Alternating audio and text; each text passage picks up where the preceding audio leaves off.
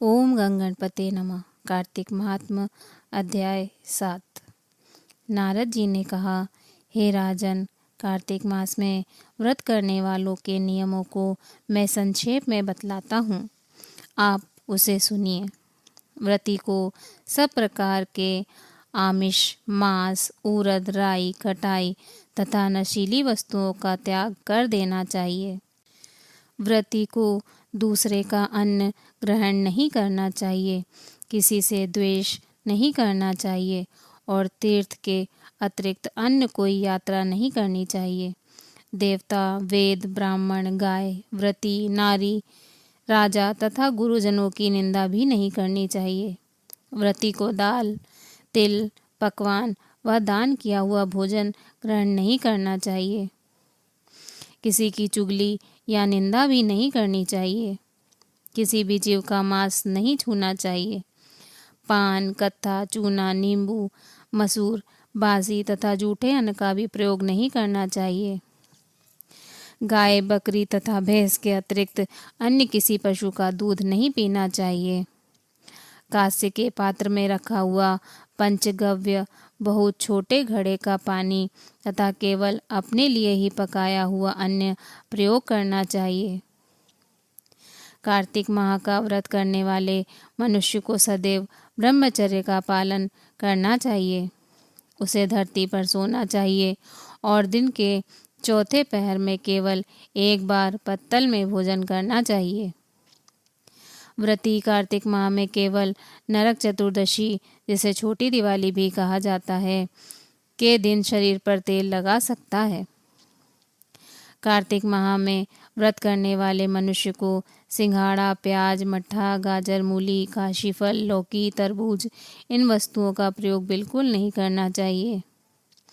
रजस्वला, चांडाल, पापी, मलेच्छ, पतित, व्रतहीन, ब्राह्मण द्रोही और नास्तिकों से बातचीत नहीं करना चाहिए।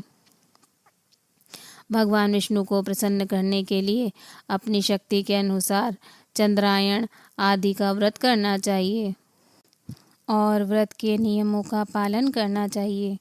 व्रती को प्रतिपदा को कुम्हड़ा, द्वितीया को कटहल, तृतीया को तरुणी स्त्री, चतुर्थी को मूली, पंचमी को बेल, षष्ठी को तरबूज, सप्तमी को आंवला, अष्टमी को नारियल, नवमी को मूली, दशमी को लौकी, एकादशी को परवल, द्वादशी को बेर, त्रयोदशी को मट्ठा, चतुर्दशी को गाजर तथा पूर्णिमा को शाक का प्रयोग नहीं करना चाहिए।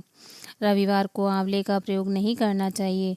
कार्तिक माह में व्रत करने वाला मनुष्य यदि इन शाकों में से किसी भी शाक का सेवन करना चाहता है तो पहले उसे ब्राह्मण को देना चाहिए, तत्पश्चात उसे ग्रहण करना चाहिए।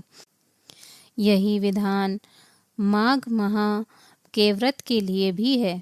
देवोत्थान एकादशी से पहले कही गई विधि अनुसार नृत्य, जागरण, गायन, वादन आदि करना चाहिए।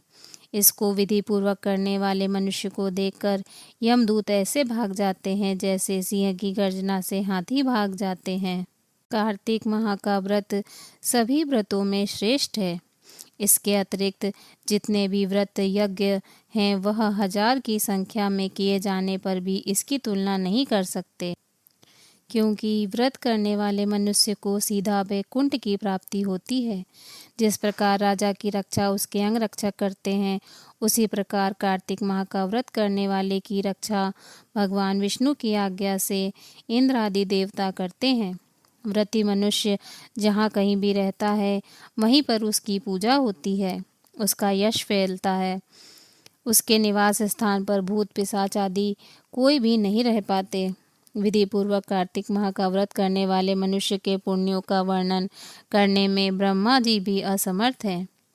यह व्रत सभी पापों को नष्ट करने वाला, पुत्र पौत्र प्रदान करने वाला और धन्य धान्य की वृद्धि करने वाला है। इति श्री कार्तिक महात्म्य 7वां अध्याय समाप्त। बोलो विष्णु भगवान की जय।